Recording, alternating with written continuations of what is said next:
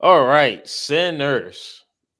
Yeah, you know that movie. Okay, I want to start off at how the box, how not even the box office, how media is kind of like downplaying the success Oh yeah, because yeah. I saw an article where was it Once Upon a Time came out a couple years ago. Same budget, grossed 40 million. Oh my god, Once Upon a Time in Hollywood is a big success. Here goes Sinners, same budget, gross more. Oh, it's a hit. But but but it's like, damn, dude, can we fucking have anything? It's like, yeah, they can do it and y'all don't throw no negatives at it. Here go this movie, and then you want to sit there and say, "Oh yeah, but this, that, and this." That's why I was glad that Ben Stiller came and said, "Hey, fuck y'all. Sinners is doing good." And also, It's last an weekend, amazing film. last weekend it grossed, I think, said 49 million. This week it only dropped 6% and did 45. And I think like the last movie to even do that shit was like Avatar. So that's how you know that this movie is about to be here for a minute. And it's probably like, honestly, for me, it's the best movie of the year so far. Yes, absolutely. Absolutely. Especially out of Hollywood, this is the best film out of the year. You agree? Yeah. Dude, this is one of the most amazing films. Because, dude, I reacted to the trailer and I was confused because it looks like it has comedy. It looks like it has combat. It looks like it has vampires, horror. And I'm just like, it has how all are that. mix all this in together? I'm like, I'm just going to watch it for Michael B. Jordan. That's the Oh, yeah. only reason I'm going. And oh my gosh, I am glad I did. It is such an amazing film. The way everything is interwoven, because I honestly don't feel like it has jump scares in the beginning, right? dude. So I went to go see it the second time. This motherfucker in front of me, bro. The second the movie starts, and by the way, every movie we're talking about here is spoilers. So Sammy goes into the church. They have like a little brief little flashback. Here go the dude. Dude, and when I say every single time it got loud, he did that. There's a scene where I forgot what happened, and all of a sudden Perline starts singing. I'm like, bro, stop being a fucking pussy. Dude, Like, this is ridiculous. I know you're handicapped, but you're not mentally handicapped. I was the only white man or white person in my theater. And it was one of the best experiences ever. There was like this elderly black couple out in the front. The lady was like, "Oh Lord," it was hilarious. I had a great time in the film because I love how that was you had a fun experience. The first time I didn't have these old bitches behind me just kept talking nonstop. And then when she goes to the bathroom, she comes back and I didn't even know it was her, but she like coming towards me, so I'm putting my feet up. And she's like staring at me. I'm like, what the fuck is your problem?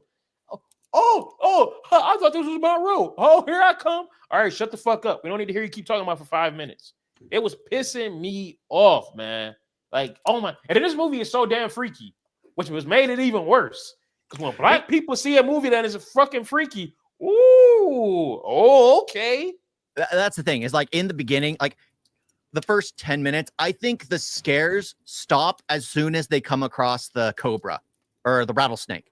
After that, it turns into an outright comedy with Michael B. Jordan running down the guy in the street because he's mugging him, like taking his bottles. I love that Michael scene. B. Jordan dealing with the white girl, and the preacher boy was, are you sure she's white? It was just hilarious, absolutely comedy. And then, of course, it becomes a music video. This movie is straight up a musical. And the music is the best part. Because like I kind of wanted to like go into order. But honestly, I just said, fuck it. I downloaded the whole album and the score. Like fucking amazing. Yeah, but it goes from scares to comedy to music video to one of those horror films where you're like trying to protect yourself in the mansion. Yeah, like where you're defending yourself. From Dusk Till to Dawn. An action film. Yeah. Oh my gosh, it was so freaking epic. It's crazy because this whole movie, Michael B. Jordan is twins. He's not even really the main character. It's Sammy. Mm-hmm. It's really Sammy, but you got these twins that are like gangsters and all that. So of course they're gonna be up front, but really it's all about Sammy. It's all about Sammy's music and all that good shit. And the preacher boy. what's crazy about this movie is this requires multiple viewings because I'll watch it, come back. Hell, Alex went to go see it, and he started talking about what's his name? Is it Remy or Remick? Yeah, Remy. The fucking Irish vampire. He started telling me about all the Irish roots and histories. I'm like, wait a minute. Now I gotta go watch it again because hell, he don't even like Klansmen. The second he realized that these motherfuckers are clans, he's like, oh yeah, after I'm done with y'all, I'm gonna go and circle back and kill this motherfucker.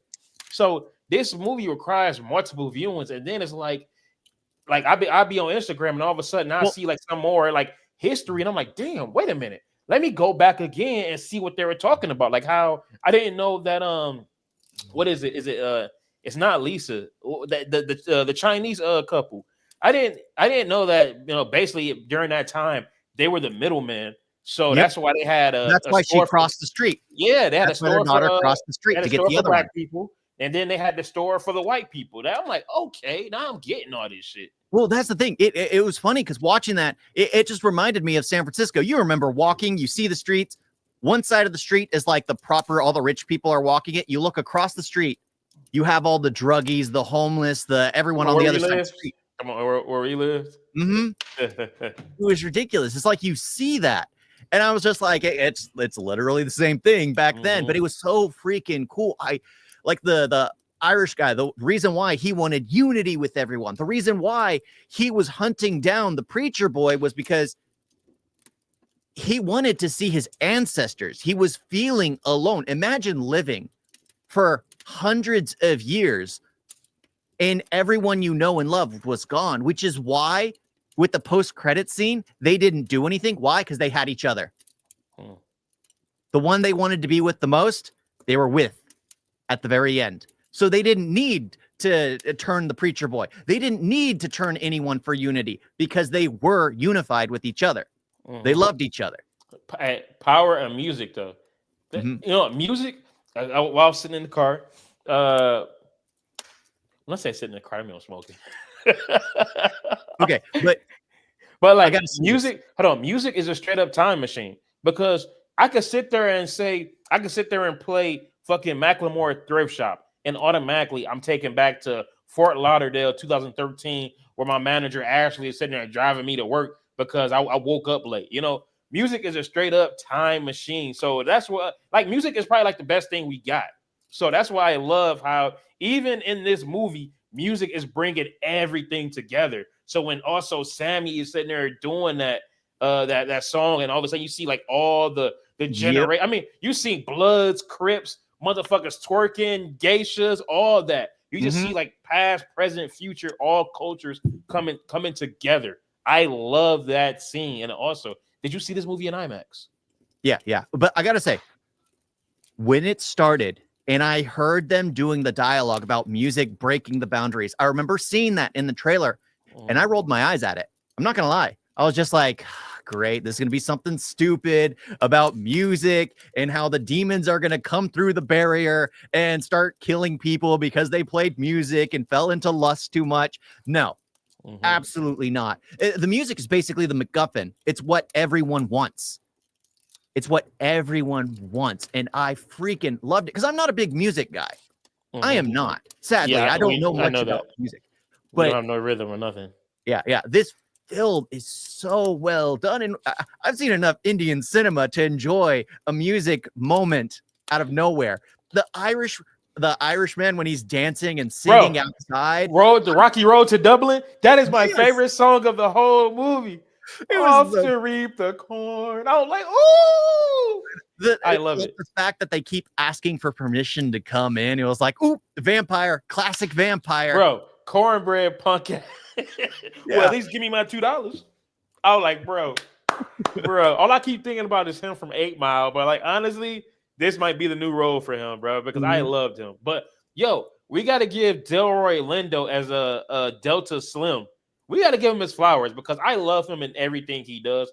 I still think you should watch The Five Bloods on Netflix. Spike Lee movie, one of Chadwick Boseman's last movies. But Delroy Lindo, I hope I'm saying his name right. Amazing performance. Everybody talking about Sinners. Honestly, that movie blows this character out the fucking water. But Delta Slim, funny as hell, bro.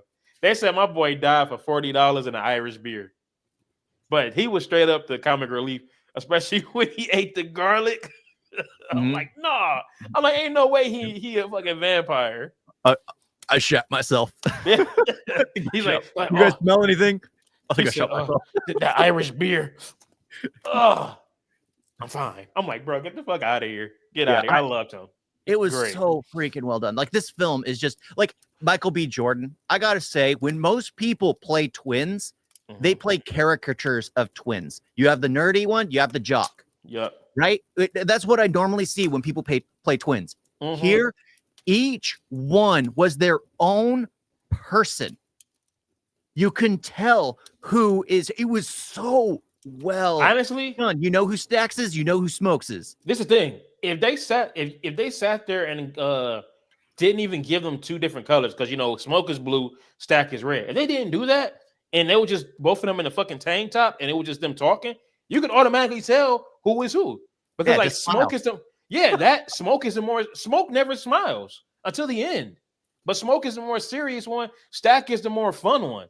You would have thought that Stack was going to be the one to shoot a motherfucker, but no, it was Smoke.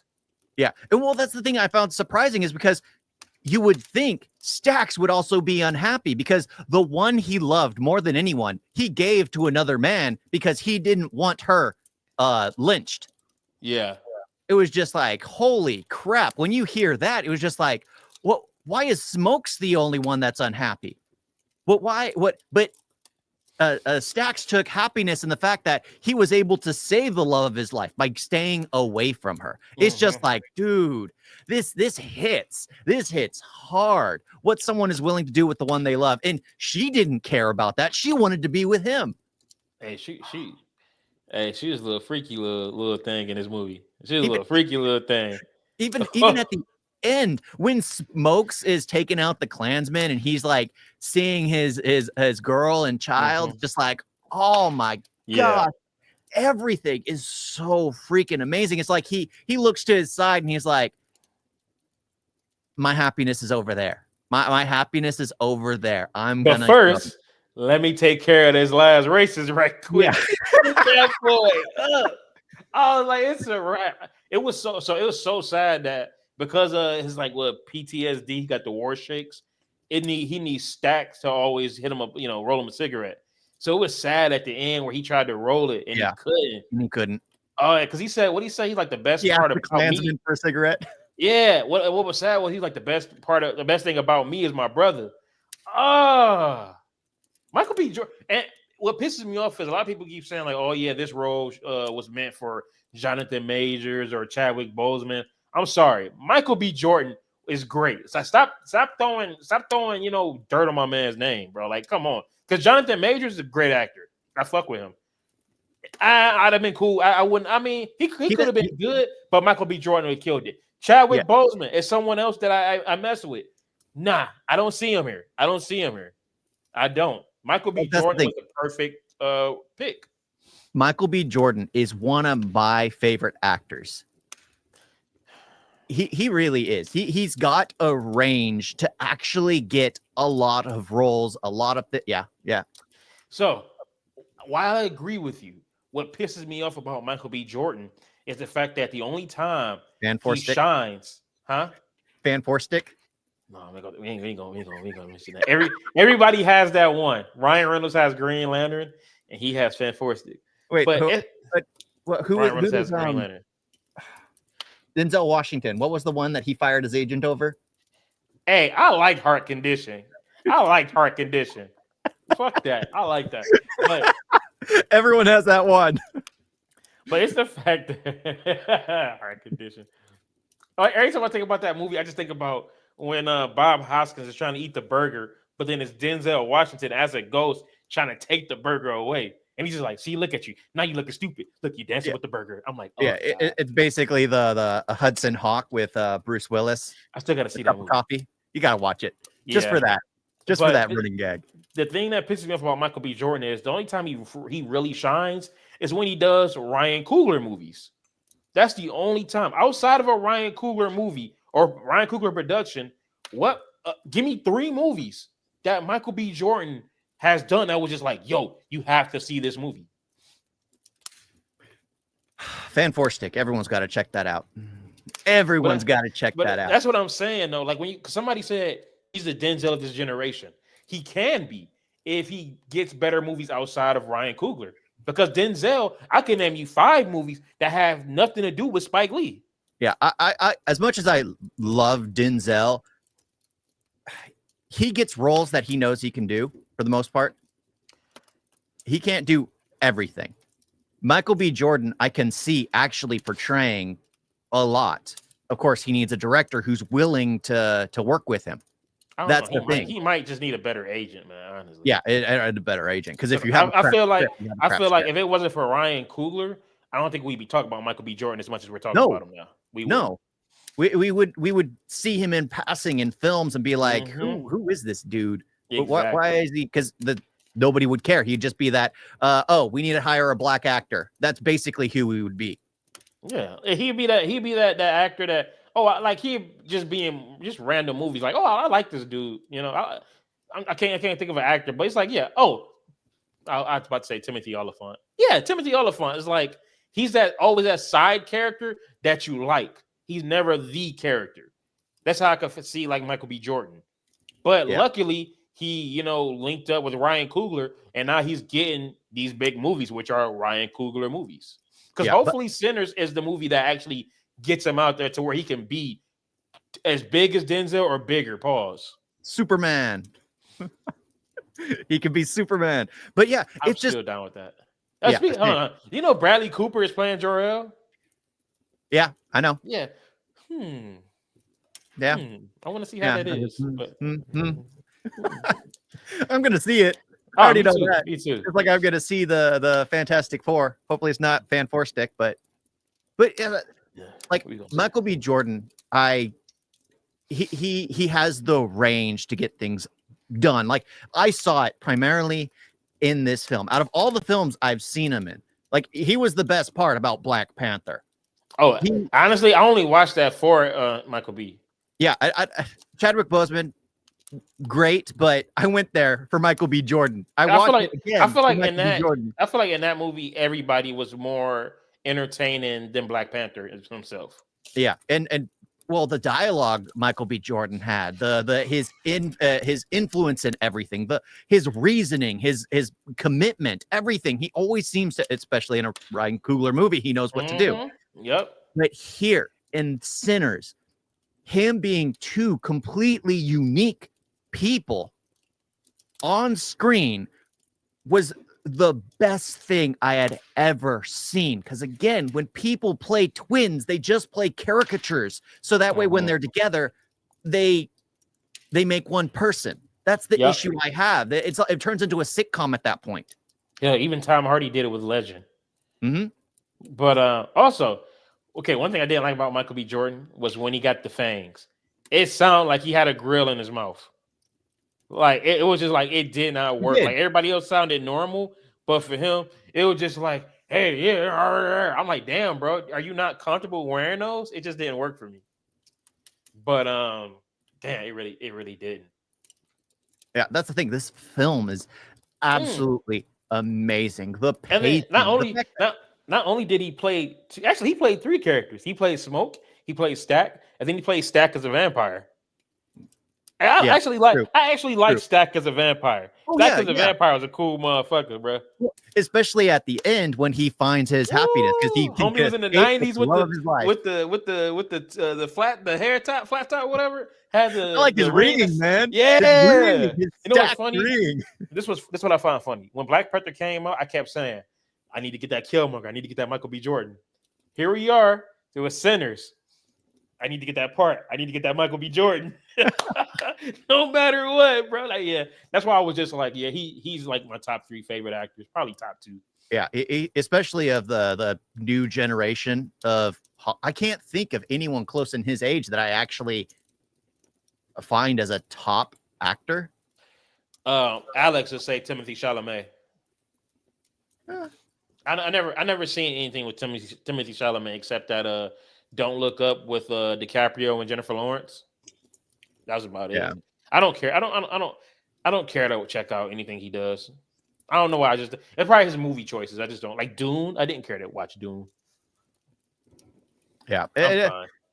Oh, because that's the thing. I don't like that Hollywood likes to just reuse old actors and things like Denzel Washington and Equalizer. Sure, people like those films, but it's just like you have all these actors who should be retiring doing these action films.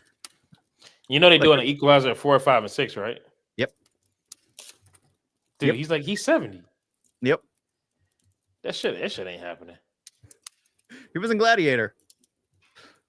He was Denzel Washington. He was the best part in Gladiator. Rome. He was the best part in Gladiator, though. He carried that movie. Yeah. Well, because the movie wasn't that great to begin with. How many villains were there? You had the Emperor. You have Pedro Pascal. You have Denzel Washington. That's 3 bad guys in one film. They just kept killing each other and taking over. It's just But Gladiator. You just have the Emperor. Oh yeah, okay. IMAX. What I loved about the IMAX. Okay, when it was in that train station, bro, I thought somebody was talking behind me. No, it was the fucking audio. I was sitting in the middle. It was the audio. I was like, ooh. And then I love how when the shit was getting ready to start, like when they was getting ready to take their last stand against the vampires, I was like, ooh, game time. It was like a video game. It's like all the non-important shit, like the cutscenes, will be, right there when it came time for the gameplay. I love that. Yeah. Whoo, man, that was a great movie, man. Yeah, this I have a feeling it's going to be one of the best films out of 2025. Oh, absolutely. Dude, 98%? Hands down. There's no way any of these copy-paste superhero films will even come close. There is no way anything else coming down the pipeline will even come close to being... I just can't think of anything that's coming out, especially out of Hollywood, that can even touch Sinners. Now, question. Do you think we should... If you had to choose, what would you rather do, a sequel or a prequel? Oof. Me, I'd say a prequel because I want to see them. I want to see them in Chicago with Al Capone. But that's the thing. A prequel would need to involve the vampire, I would feel. Not Michael B. Jordan. No. It would involve the vampire in Ireland. I mean, you can do that, or you can focus on the brothers. I would rather focus on the brothers. Michael B. Jordan as twins, at the Smoking Stack twins with Al Capone. I like finding out what they did through it, like the Irish beer and the Scotch whiskey or whatever it was, to know that they were stealing from both parties. Yeah. Starting a war in Chicago. Like, I would like to see all of that. Like, hell yeah. And then also, yeah, I mean, a movie about the vampire would be dope. Also, the fucking Native Americans, bro, just popped up and then just disappeared. Like, he couldn't even, I guess the second they saw the hoods, they was like, you know what? I was going to straight up warn this motherfucker and tell them, like, hey, y'all got a vampire? Nah, they good. These white people got to go. I swear. Because you could have easily said that, like, hey, man, that motherfucker's a vampire in there. Even though that wasn't going to work. But I would have also, where the hell did he just pop up out of nowhere? Like, he was running from the sun. Oh, but he can jump. He can jump too. But where was he at to be sitting there invading the sun? Because the sun was going down. That means he had been out there all day. And remember, he died. All the vampires died the second the sun was hitting them. Which, by the way, y'all motherfuckers don't see that it's daylight coming? We'd have been it. I thought that was so stupid. Dude, I thought it was my job to point out flaws. No, man. Every time I see that part, I'm just like, y'all just sat out there. Y'all sat out there knowing that it's about to be like 6:22. Y'all know the sunrise comes up at 6:22. Why are y'all still out there? I thought that part was just so dumb. I'm sorry. It pissed me off.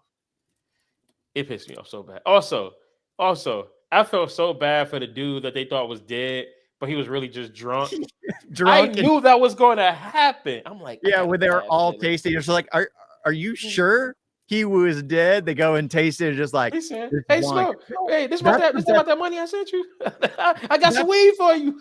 That's the best part about watching it with the audience I watched it with. It was absolutely hilarious. All the things that needed that were jokes, they landed so hard. My Like theater when did too. his cousin's sleeping with the girl, he's like, "My cousin, this is Oh my yeah, cousin." I And guess he listen, found that that's my button. little cousin. It was No, hilarious because I it's even love when uncomfortable, but I love when was it Preacher Boy goes in there, he's like, oh, we're stacked. Delta, so I'm like, oh, he's in the back. Goes up in there, see Mary grinding him. He busy, huh? Ha! I was like, bruh. No, like all the jokes landed with the audience. I just hated when the motherfuckers behind me just wouldn't shut the fuck up. I'm like, y'all hoes too old for that shit. Chill out. that destroys an experience. Having the elderly couple in the front, like making comments to like that kind of stuff. That's just spot on, perfect. Yeah. No, you shouldn't be doing that, son. Like things like that. Their dialogue was just perfect. I freaking loved it. It was a great experience. But yeah, this film is by far the best film. Hey, Van, what up, though? My boy said the trailer confused him too. Honestly, when I first saw the teaser trailer, this is the thing. When I saw that poster and it was Michael B. Jordan in red, looking down, then him and Smoke looking up in blue, I was just like, okay, it's called Sinners. It seemed like it's probably gonna be like some, I don't know, maybe some religious type shit or something to do with good and evil. And when they kept showing him as like the twin brothers, I'm like, okay, maybe it's something to do with, I don't know. I was confused too. I just know I saw Michael B. Jordan with a gun and he's twins. But then that second trailer just revealed too much. Yeah, that was the problem. I watched the second trailer, and that's the one I watched, and I was like, okay. So there's a ton of drinking, there's a ton of music, there's a ton of partying, and it's called Sinners. And they're talking about how it attracts evil. Okay, they're opening a portal to hell, and they're all gonna get killed because they're celebrating evil. I was like, great, this is gonna be a freaking ridiculous religious film. Yeah. That's how I felt. But I was like, I'm gonna watch it for Michael B. Jordan. And then next thing you know, we end up getting vampires and stuff. We're like, okay, and I'm just okay. Like, can I come in? Can I come in? The one thing I don't like is how we have to stab them through the heart with a wooden stake. Everyone will die if you stab them through the heart with a wooden stake. What why do you have to be specific about vampires? Yeah. It's just... Also, Perlene pissed me off when they needed to taste it, eat the garlic and shit. Like, I don't like the taste. Bitch, do you like to live? Do you like to live? And then I love how I forgot her name, the Chinese one. She like, you ain't got the pickled ones? That shit had me dying. But I hate how the Asian lady led to the death of the majority of the people in the barn. You gotta think about it though. She's thinking about her. She's thinking about her fucking daughter. So it's just like at this point, it's like, you know what? She snapped. I'd rather take the chance of trying to kill you than sit there and just have you go and kill my daughter. So I give her that. Yeah, they should have just knocked her out immediately because she broke down. Oh yeah, I'd have knocked her ass out. Like, I'm sorry, nigga, that's your daughter, ain't mine. But dude, the fact that Bo came through her husband when Cornbread was eating homeboy, and he's just like, hey, I got the car warmed up. I'm just like, I was like, do you not see what's going on here? He was smooth with it too. I was just like, he was acting as if nothing was going on. Yeah, that was a crazy part, man. I'm like, wow. But Perlene though, somebody said, oh, Perlene's husband said, I'm gonna take the big. They said Perlene's husband woke up and said, I'm gonna take the biggest L for the day. The biggest L, she's dead. She's dead. That was the biggest W. He got rid of a cheating hoe. Congratulations, buddy. You didn't get killed by a vampire and you got rid of her. That's the biggest W, bro, of the night. The preacher boy got a win though. Yeah, he did. He did. Lost his cousins too. Lost his one. But the fact that at the very end where he's like, it was the best day of his life. I love that. I love that moment. I love that moment. That last scene is literally what makes the film for me. Because I wanted to get a backstory for like, okay, why is the Irishman doing this? Why? Mm-hmm. Why? It was the last scene of the film that was like, oh, he was alone. Because he was making comments about wanting to see his loved ones. Yeah. When he was going for Sammy. He was making comments about that. Yeah. And then Stack shows up on his doorstep asking to be invited in. And I love that moment when he realizes why were they asking for permission. I love that moment. But it's like Stax wasn't alone. I didn't catch that. Now I got to see it again. Yeah. Like, Yeah, 'cause I'm just like, oh, he just realized yeah, 'cause that. the way, Damn, yeah, I because he didn't. realizes, oh, these folks are asking if they can come in and It's talk a to you. It's a little after it's hours. a He's like, oh, bar. It's sure. a public bar. Like he don't Yep. own it. He just play. Man, that's why I I'm say this surprised you movie didn't catch that. requires multiple. Because I was just like, okay, it got quiet. He must have realized there's a vampires there. But now that you say that, it's like, bro, Mhm. it's not like he owns the place. It's not like they're closed. It's not like it's after hours. They can come in whenever they want.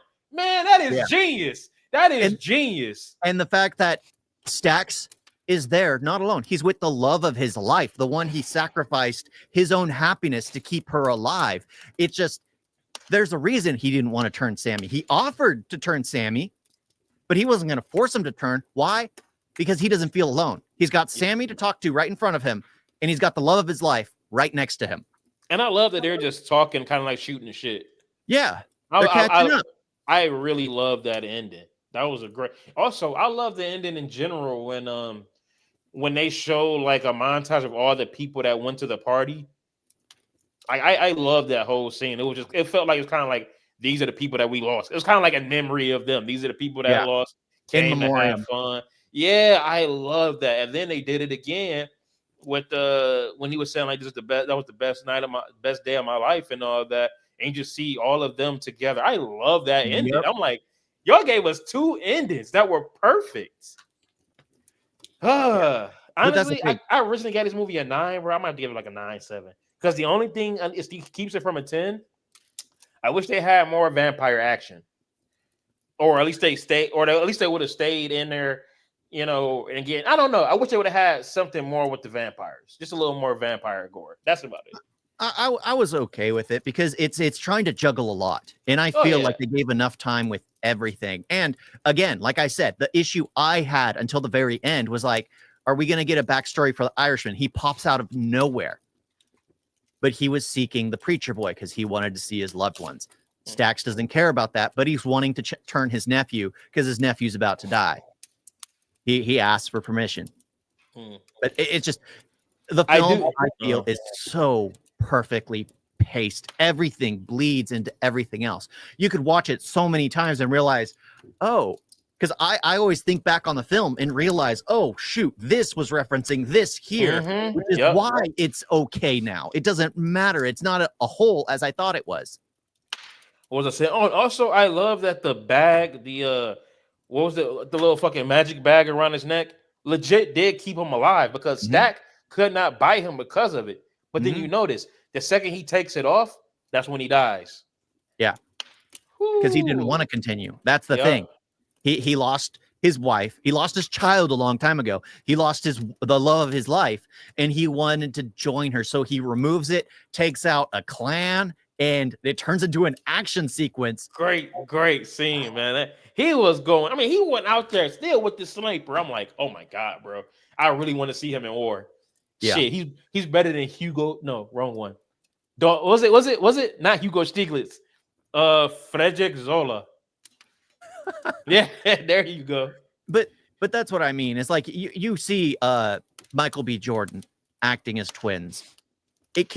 It's so far superior than like Tom Hardy in Legend. You remember he had Yeah. the gay one who was tough. Tom Hardy in Legend was good though. Yeah, he was good, but it's But again, I see what you're saying though. you put them together Whereas to make one character. Tom Hardy had to like really do like a transformation and make himself look different. Michael B. Jordan didn't have to do that at all. You could just tell he was different by how the person moves, how they walk, how they How they react. spoke. Yep, that's the best way Everything. to do it. He was unique. In Legends, they were caricatures, which is why they were always in scenes together. They couldn't be separate because you couldn't differentiate them. Oh, also, I like that it didn't look cheap or crappy or anything when they were in the same scenes together. Because I was watching them pass that cigarette back and forth. I'm looking dead at their hands to see like how it looks and all that. Like they did a great job at that. Yeah. But speaking of twins, have you seen the show? I started it. What's her name? I forgot. Homegirl from Pitch Perfect. She was in charge of the Bellas. She played twins, and man, she does an amazing job. Best part of the final season. She kills that shit because she could play a bitch, and then she could sit there and play like whiny weak, pathetic. She does a perfect job in that. Yeah, but Sinners, the best film of 2025. I'll just say so far. Let's be honest. Unless we get Sinners 2. Unless we get Sinners 2. Yeah, but let's be honest. Right now, it's the best film of 2025. We'll add so far onto the statement, but the best film of 2025 is Sinners. Yeah, from music, cinematography. You know, I mean, hell, man, you got a good ass villain. Like, I want to party with him. Like, Rocky Road to Dublin. His dance moves. I've actually been listening to that. When I go back to the locker room for karaoke, I'm performing that song. I got to do it with the Irish accent and everything. I need an Irish beer.